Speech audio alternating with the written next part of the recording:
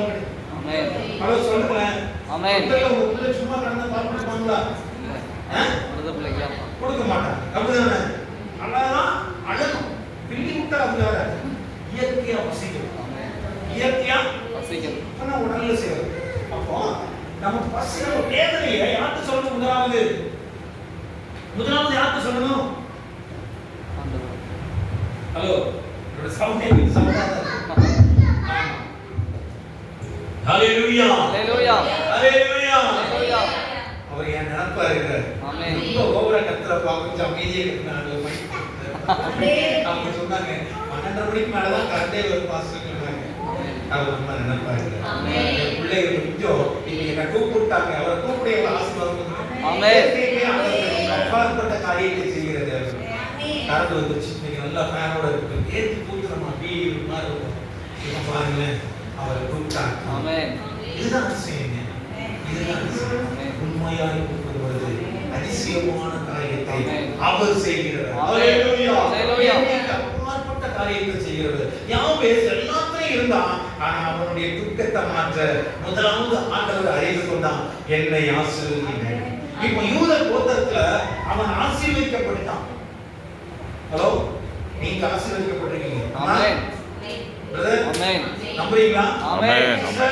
ஹalleluya. ஆமா, நீங்க இப்போ ரொம்ப ஆசீர்வாதமா இருக்கீங்க. ஆமென். நீங்க வீட்டுக்கு போகும்போது எதிர்பாராத சம்பவம்லாம் வரும் உங்களை தேடி. ஆமென். உங்க சொந்தம்லாம் வருவாங்க. ஆமா, ஆண்டவர் எல்லை விரிவார். ஆமென். ஆசீர்வாதமா மாறிட்டாலே எல்லை விரிவார். ஆமென். அவன் ரெண்டாவது ஒன்று கேட்கிறான். வாசிங்க. யாவேஸ் எல்லை விரிவாக்கும். ஹalleluya, ஹalleluya. ஃபர்ஸ்ட் அவன் கேட்கிறது என்ன? ஆசீர்வாதம் டாடி. இரண்டாவது அவன் கேட்கிறான் என் எல்லையை விரிவாக்கும். ஆமென். ஏன் அவனுடைய எல்லை விரிவாக்கப்படலையா? அண்ணன்மார்களை காட்டிலும் பணம் பொருந்தியவன் அல்லவா? காடு தோட்டம் பங்களா எல்லாமே இருந்திருக்கும். அப்படி பார்த்துட்டு தான் போயிருப்பாங்க. இப்போ யூத கோத்திரமே அவனை தேடி வரப்போகுது. காரணம் என்ன தெரியுமா? அவனுக்குள்ள இருக்கிறவர் பெரியவர். இப்போ வேற மாதிரில இருக்கான். அவனோட எண்ணத்தை வந்தாலும் ஆசீர்வாதமா இருக்கு. அப்ப அவனோட போய் தங்க ஆரம்பிக்கணும். அவனோட போய் தங்க ஆரம்பிக்கணும். குடியிருக்கணும். அந்த அற்புதத்தை அந்த டெக்னிக்கை கத்துக்கணும்னா நேரா ஓடி வருவாங்க. ஹலோ, சொல்லுங்களேன். ஆமென். சொல்லுங்களேன். ஆமென். உங்களை தேடி வரப்போறாங்க. ஆமென். ஹalleluya, ஹalleluya. உங்களை யாரெல்லாம் ஒதுக்குறாங்களோ அவங்க தேடி வருவாங்க. ஆமென். அவங்க தேடி வந்து எட்டி பார்த்து போக மாட்டாங்க. எனக்காக ஜெபம் பண்ணுங்க. ஆமென். நாளைக்கு முறையில ஆசீர்வாதமா இருக்கிற இப்ப நீங்களும் எனக்காக ஜெபம் பண்ணுங்க. உங்க அறைக்குள்ள தங்குவாங்க. ஆமென். உங்க எல்லை விரிவாக்கப்பட வேண்டும். ஆமென். ஹalleluya, ஹalleluya. உங்க எல்லை போதும். எவ்வளவு நாள் இங்க குட்டி இருந்தது, வாடகை வீட்டுல இருந்தது, இன்னும் சொந்த இடத்து தர போறாங்க. ஹalleluya, ஹalleluya. உங்களுடைய சபையின் எல்லை விரிவாக்கப்பட போகுது. ஆமென். ஆமென். ஹalleluya, ஹalleluya. அந்த தூதர்கள் எல்லாம் உட்கார்ந்துட்டு இருக்காங்க. இந்த தூதர்கள் போய் ஜனங்களை கொண்டு வர போறாங்க. ஆமென். ஹalleluya, ஹalleluya. ஹalleluya. ஹalleluya. உங்களுடைய ஆசீர்வாதத்தை ஜனங்கள் பார்க்க போறாங்க. ஆமென். இந்த சபைக்கு போறவங்க ஆசீர்வாதமா இருக்குன்னு அவங்க சொல்ல போறாங்க. ஆமென். சொல்லுன்னா அற்புதம். ஆமென். அப்போ உங்க எல்லையை ஆண்டவர் விரிவாக்குவார். யாவேஸ் கேட்கிறாங்க எல்லையை விரிவாக்குவோம். அப்படி நீங்க கேட்கப்பட வேண்டும். ஆமென். கேட்பீங்களா? கேட்போம். கேட்பீங்களா? ஆமென். நம்ம அப்பாட்ட கேட்கறது பயப்படவே கூடாது. ஆமென். அப்பாட்ட கேட்கறது பயப்படவே கூடாது. ஆமா. எனக்கு என் தகப்பட்ட கேட்கறதுக்கு கொஞ்சம் கூச்சமா இருக்கும். ஏன்னா எனக்கு கீழே எனக்கு மேல இன்னொரு அண்ணா இருக்காங்க, அக்கா இருக்காங்க. நான் கேட்டு அவங்களும் கேட்குவாங்களோ, அப்பாவுக்கு நிறைய செலவாயிருக்கும் அப்படின்னு நினைச்சு அப்ப எனக்கு கொஞ்சம் மட்டும் கொடுங்க அப்படி கொஞ்சம் கொஞ்சமா கேட்டு பழகுறதுனால நம்ம அப்பாட்ட கேட்க பயமா இருக்கு. அப்படி இல்ல, அப்பாட்ட நீங்க கேளுங்களேன், அள்ளி கொடுங்க. ஆமென். அள்ளி கொடுக்கிறார். ஹalleluya, ஹalleluya. அவர் அள்ளி கொடுக்கிற தேவன். இன்னைக்கு காலையில நான் எங்க வீட்டுக்கு பின்னாடி பால் வாங்க போனேன். எனக்கு பால் ரொம்ப சந்தோஷமா இருந்தது. ஆமா, குட்டி கடையில வீட்டுக்கு பின்னாடி மளிகை கடை பாக்கெட் பால் வாங்கிக்கலாம் முடிச்சுட்டு காலையில் பாக்கெட் பால் வாங்கி போனேன். இன்னைக்கு கொஞ்சம் லேட்டாக தான் போனேன், 7 மணி ஆச்சு. அங்கே போனால் ஒரு சின்ன தம்பி ஒரு கூடையில் ஜாமான் வாங்க வந்திருக்கிறான். அவங்க அம்மா எழுதி கொடுத்துருக்காங்க. அவனுக்கு பிறந்த நாள், அவனுக்கு புது ட்ரெஸ்லாம் போட்டு நான் சர்ச்சைக்கு போகணும். எங்கள் அம்மா அந்த பாலெல்லாம் வாங்கிட்டு வர சொன்னாங்க. அவருக்கு லெட்டர் எழுதியிருக்கு. அதில் கேசரி போட இனிப்பு தூண்ல கேசரி போடுறதுக்கு இல்லை எல்லாமே எழுதியிருக்கு. அவர் பார்த்துட்டு நீங்கள் என்ன புது சட்டையாக போட்டிருக்க, கேசரிக்கு உங்க அம்மா எழுதியிருக்கு, உனக்கு என்ன பிறந்த நாளா? ஆமா அவங்க இன்னைக்கு பிறந்த நாள், அப்போ சீக்கிரம் கொடுங்க அப்படின்னு சொல்லிட்டு அவன் ஜாமான்லாம் வாங்கிட்டான். வாங்கிட்டு அவனுக்கு ஒரு 10 ரூபா மிச்சம் சாக்லேட் இருக்கு. அந்த பெட்டி கடை இருக்கு பாத்தீங்களா, அதுல சாக்லேட் இருக்கு. டப்பா திறந்து விட்டு சாக்லேட் எடுத்துக்கூடா, நான் அவங்க ஜாமா கொடுக்குறேன்னு அவன் சாக்லேட் எடுக்கவே மாட்டான். எடுக்கவே மாட்டேங்கான். நானும் நீங்க எடுத்துக்கூடா, கையை கொடுக்கும், கை நிறைய அடிக்கூடா, சீக்கிரம் எடுத்துக்கூடாங்க. அவன் கேட்கவே மாட்டேங்கான். அண்ணாச்சி எனக்கு மீதி கொடுங்க, அண்ணாச்சி எனக்கு காசு கொடுங்க. நல்ல பையன் பார்க்கும்போது எனக்கு கொஞ்சம் சந்தோஷமாவே இருந்தது. அவர் கடைக்காரர் சொன்னாரு, ஆனா ரொம்ப நேரம் நிக்கிறாங்க, பாக்கிய ஒரு தண்ணி கொடுங்க, நீங்க சாக்லேட் எடுத்து கொடுங்க அப்படிங்களா, எவ்வளவு நல்ல பையன் பாருங்க அப்படின்னு சொல்லிட்டு அவர் டப்பக்கன்னு கையை உள்ள விட்டாரு. அவர் பாக்கிய டப்பாக்குள்ள கையை உள்ள விடையும் அந்த பையன் கூடைய கீழே இறக்கி வச்சு, கூடைய கீழே இறக்கி வச்சு 2 கையும் வச்சு இருக்காங்க. எனக்கு அந்த பையனை பார்க்கும்போது ரொம்ப சந்தோஷம். என்னடா எல்லாம் வாங்குவோம், ஒரு கையில வாங்குவோம், அவன் 2 கையும் அவன் இழந்துறான். என்னடா அவர் அள்ளி அப்படியே 2 கையும் நிரட்டி சாக்லேட்டை குடிக்கிறாரு. சந்தோஷம். அவனா எடுத்திருந்தா ஒட்டுதான் எடுக்க முடியும். பாத்தீங்களா எவ்வளவு ஞானம். அள்ளி கொடுக்குற அப்படியே வாங்கிட்டு கூட வரையிட்டு சந்தோஷத்துல போறான். ஆமா, ஒரு மளிகை கடைக்காரு ஒரு 80% உண்மை பேசுவாரு, ஒரு 20% பொய் தான் பேசுறாரு. அப்படி ஒரு அழிகிற மனுஷன். அப்படியே அள்ளி கொடுக்கும்போது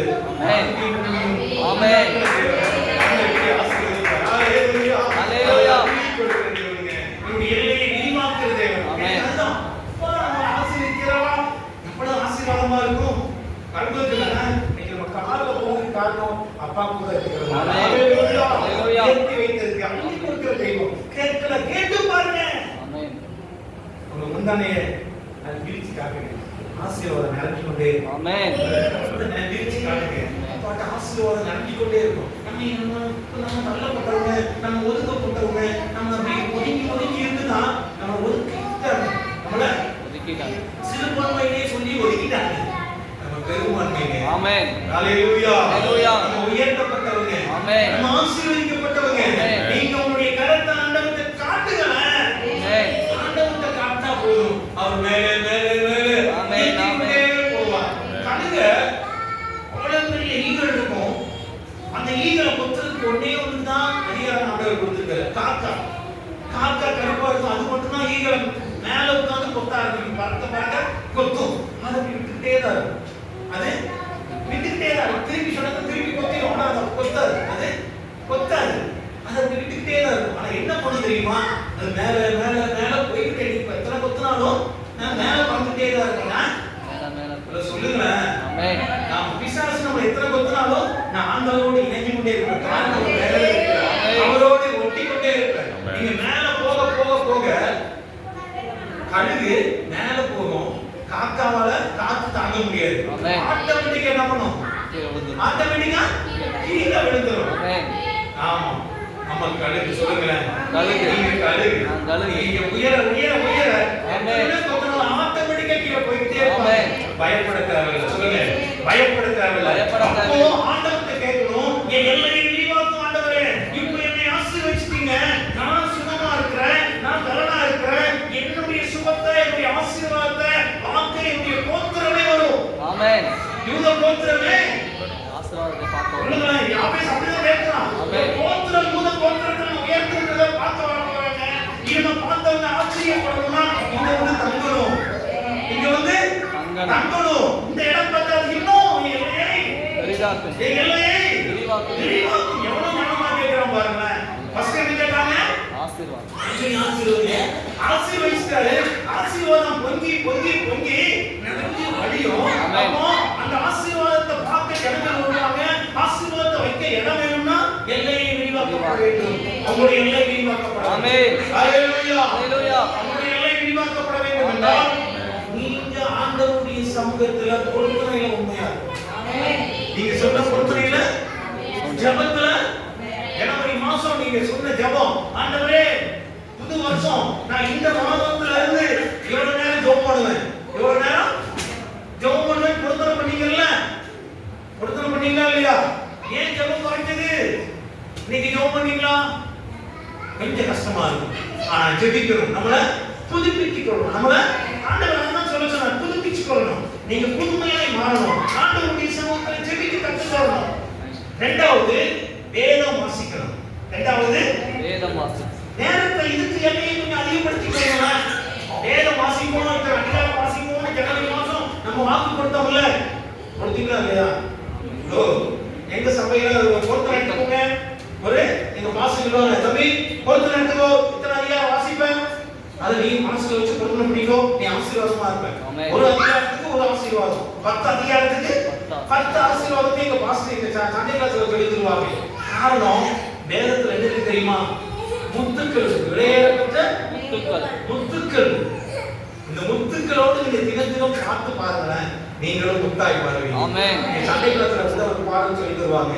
வேதத்திலே வேதத்திலே பிழையேற பெற்ற முத்துக்கள் தினந்தோறும் இந்த முத்துக்களை பார், நீயும் ஒரு முத்தாய் மாறுவாய். ஹalleluya. முத்தம் மாறணும். நம்ம முத்தம் மாறணும் ஒப்பு கொடுத்த நேரத்தை மறந்துடுறோம்.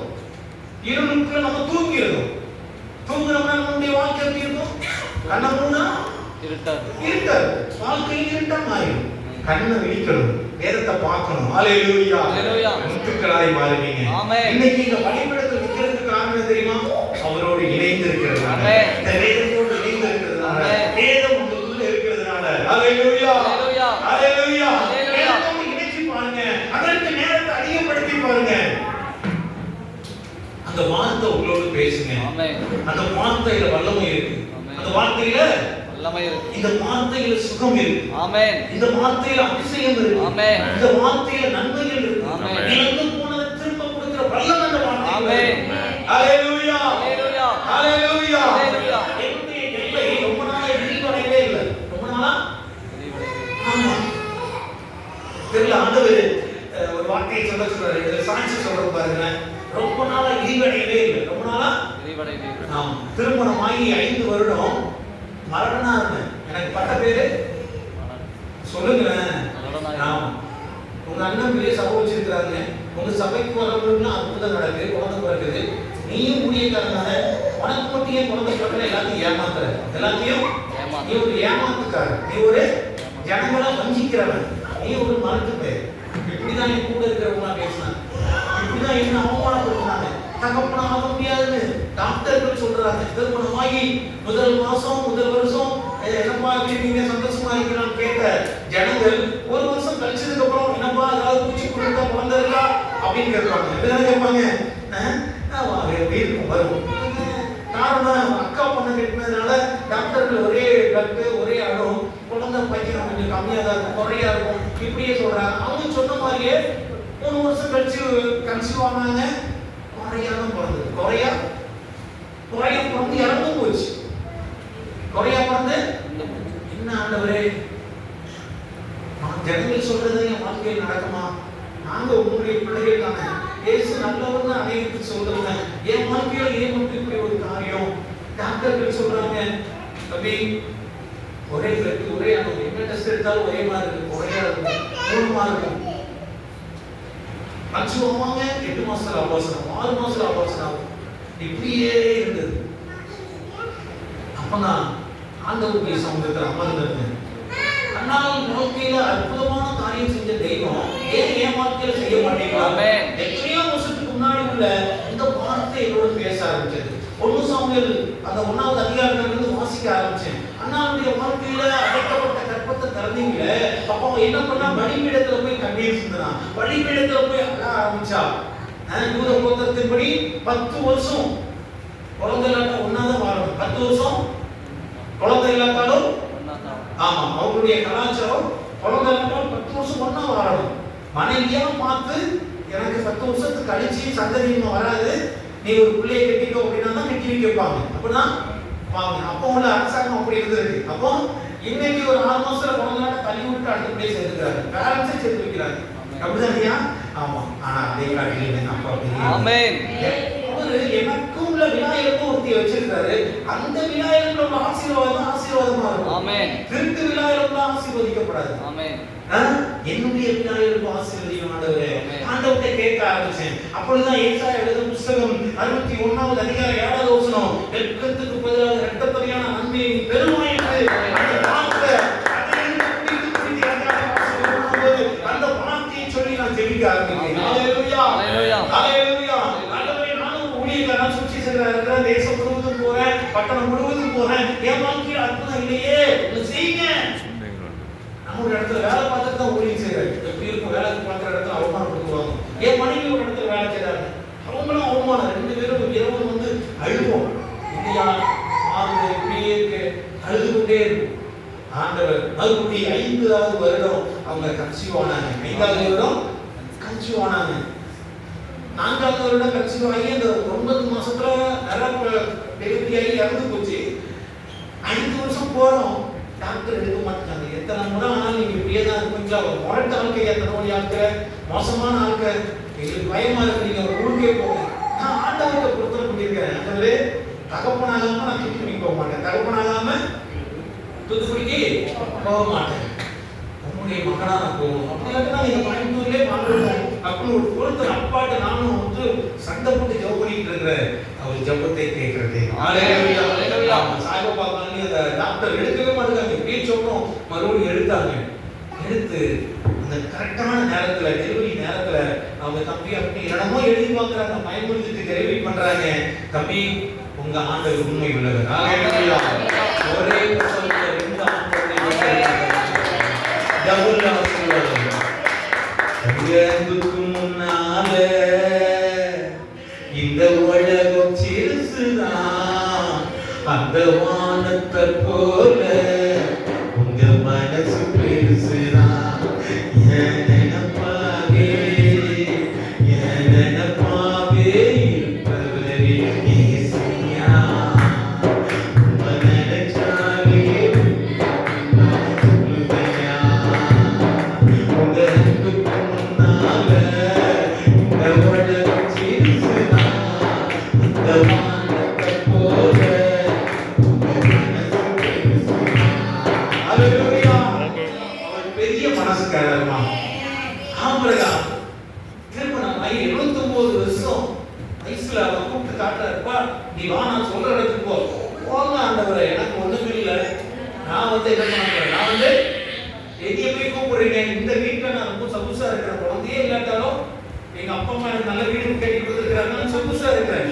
நீ உள்ளே இருந்தேன்னு அப்படிதான் இருப்ப, வெளியே வா, வெளியே வா, நான் சொல்ற தேசத்துக்கு போ. நீ சொல்ற தேசத்துக்கு போகணும்னா நம்ம குழந்தைகள உள்ள நம்ம என்ன பண்ண போறேன், கூப்பிடுறாரு.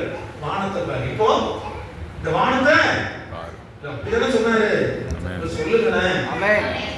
இந்த வானத்தை அண்ணாந்து பாரு, இந்த நட்சத்திரத்தை என்ன முடியுமா, முடியாது. இதை கூட ஒரு ஆசீர்வாதம் சொன்னாங்க.